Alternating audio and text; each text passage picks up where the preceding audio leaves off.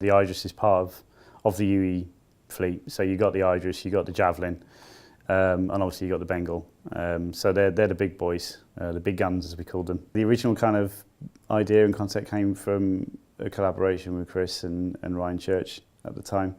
It started off as a much kind of smaller ship to what it is now. You can look back on the internet actually and find the original kind of concepts for that ship. It's small. What we initially did was we set it up as a small ship basically. So we followed all the guides for small ships. So like it's divided into chunks: body, nose, left wing, right wing.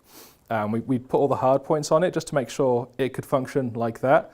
And then we started working towards setting up the interior. So we tried to get all the interior objects inside it. But then that's where we started encountering some of the initial early technical limitations, where loading the Idris was taking ages.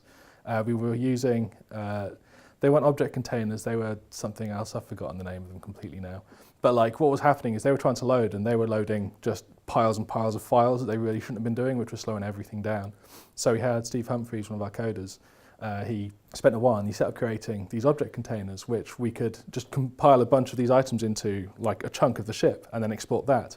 And the Idris was the first ship we tried that on, and we had to experiment with like how do we divide the ship up, and we eventually, like after a few months, we settled on something that seemed to work quite well. And it's just kind of getting this kind of iterative process for all the new systems that are going in. And yeah, object containers is kind of like, it's one of the biggest that it happened with, but there's loads more going on in there. So pretty much every bit of new tech that's come into the ship pipeline, or like volumetric fog or anything like that, has gone into the Idris first. It's been like the test ground for every other ship. It's the biggest ship and it's like the main hub in Squadron 42. So we want to get that right to set the standards for all other capital ships. It plays an integral kind of role in Squadron. It's pretty much your home that you kind of go back to an awful lot. So it needed to facilitate a lot more of the script, a lot more gameplay. So over time it kind of grew. It was one of our obviously highest priorities. So we had to work out from pretty much the inside out, like the layout of the ship from scratch, to facilitate not only kind of decent gameplay, decent gunplay, balancing the gameplay as well from a PU perspective, but also facilitating all the things that are required in the script. And that's really cool actually, because it kind of feeds your inspiration as to what kind of various areas can be. So, it feeds, we need a reactor room, we need a briefing room, we need a med bay, we need all these things. And it's kind of subconsciously fed into the design theory of every other ship that we've made since. So we've got these kind of archetypes now that we really kind of push through as much as possible to make sense of each ship, and I think the Idris was the first to do that correctly. Beyond being a ship, it's almost a flying level. I mean, I've heard discussions of people being like, oh, we could totally turn this into like an FPS level in space because the ship's so big, and maybe one day that'll happen, maybe they'll do something with that, but like, it's huge for a player ship. When I first started on it, I got lost in it, and I'm not ashamed to say I still get lost in it every now and then.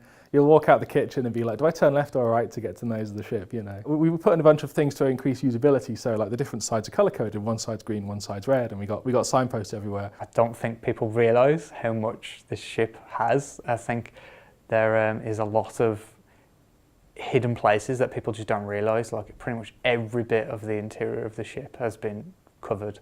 We're actually struggling to find places to put more things into it because we're limited on the exterior, basically. We needed to get some airlocks into like the front section of the ship, and we're like, okay, where can we put these airlocks? And it's like, well, we can't put them on the side because of the angle of the front of the ship, so we've had to put them going up. But there's a lot of space on the exterior part at the front, but on the interior part, it wasn't. It's a bit tricky. We had to juggle a lot of rooms around and stuff and remove certain sections of the ship that didn't make sense anyway, to fit certain rooms into it and just rejig things around. And I think it's all for the better. Because this ship is like very heavily used in Squadron, the interior was kind of set in stone when I first went onto it. So for a lot of the newer ships we've had set up, we've kind of been able to set up like, this is the engineering bay, this is the living quarters, whatever. For the Idris, it's also very small. It's not quite that clear cut. It's kind of everything's right next to each other and it's all very sort of tightly packed into the ship. But I mean, you start off with the hangar at the very base of the ship, and it's huge. You can fit 3 ships in there, and there's cargo capacity along the sides of the hangar as well. along with cargo lifts to go up into the hangar bay on the floor above. But you then have like a couple of staircases which will take you up to the main deck of the ship. Pretty much everything else on the ship is. You've at the nose, you've got like turret rooms, you've got the medi bay. Behind that, you've got like the living quarters, the captain's quarters, the kitchen, and behind that, you've got the more engineering side of things. So you've actually got the engineering room itself. There's airlocks back there. There's a briefing room as well if you want to just like talk to people and sort something out for the rest of your crew.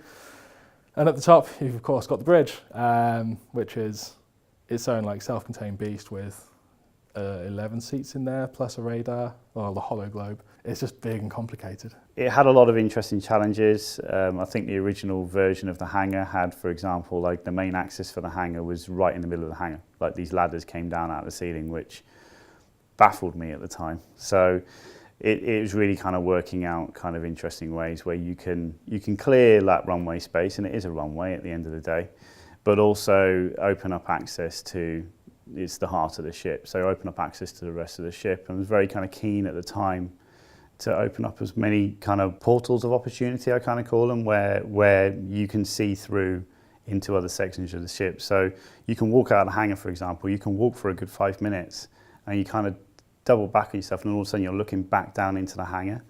And there is a degree of, you know, when you land, you look up and you can see these areas and it's like, okay, I want to get there, which feeds into the narrative of certain kind of chapters in Squadron as well. So it's really kind of cool to just kind of link all that together. So when you're in this kind of hectic kind of hangar environment and you're looking up and you've got this kind of cool, calm habitation area, the two conflicting is quite an interesting thing to look at. And it makes the ship feel, even though it's huge, it kind of makes it feel a bit more personal. So we had many challenges because we had obviously Squadron 42, which it features heavily in Squadron 42. It's your home base. It's where you come back to after each mission in the game. And it's where you can have a lot of downtime to get used to talking to other characters, getting to know the people on the ship, to try and get like this like emotional like connection with everyone. It's your main base essentially. So Squadron 42 is probably one of the main ones we've been gearing it towards, and then the Persistent Universe is just stemmed from the Squadron 42 version of the ship. Collaborative gameplay is probably like where this ship is going to excel in compared to other areas. You're going to need a big crew to run the ship. It's not like any other ship in the game. You're going to need a hefty crew support with this ship. You can't run it on your own. It's so big. This to get from one point to another can take 5 minutes, and you're going to need to be able to communicate with the rest of your party. You need a crew to really fly this thing. We've got a bunch of like seats on the bridge, and what we've done is each seat has a different priority. So the pilot seat has priority over the engines, and if the pilot seat is then left unoccupied, if you have a co-pilot sitting in the co-pilot seat, they have priority on the engine. So the pilot can, I don't know, if they get killed or go away or something, then the co-pilot will take control and do a lot of the flying for you, but they also will be able to do their own thing with their terminal. Then you have the weapon seat, which controls the gun. But the pilot can also control the gun if the weapon seat isn't being used. There's this sort of interlaying like dependency on the seats. So it's worth having multiple people just because there's going to be a lot to do and one person won't be able to do it all. It's pretty much got what other ships have, but it's just on such a larger scale that I think it's going to hit people's like nostalgia of old like Star Wars movies. I think that's my most exciting part. We have a kind of ongoing little giggle about it. It kind of is good at everything. Like there's nothing that I don't feel it's particularly weak at for that size of ship. You can carry obviously three kind of Gladius small-sized fighters in the hangar. We also have the Argo utility vehicle, which tucks into like a subdeck underneath the ship, which is really interesting. It kind of drops down like the Aliens dropship scene, which is sweet. And then you've got pretty much everything else that it can do as well. You've got multiple turrets across the top and the bottom of the ship. You've got the huge railgun at the front. Plenty of cargo space to the side of the hangars. It's a level. Like there's so much stuff in this ship that's actually physically flying through the universe with people sat in it, and all the VFX are staying with it, and all the fog's staying with it, and all the usables are staying with it, and all the components are staying with it. Everything in there moves and is interactable, and this thing's flying at light speed through space. So it's really impressive, and you just get these moments like when we were playing you know, that demo over and over and over again in the run-up, and then you get these breakthrough moments.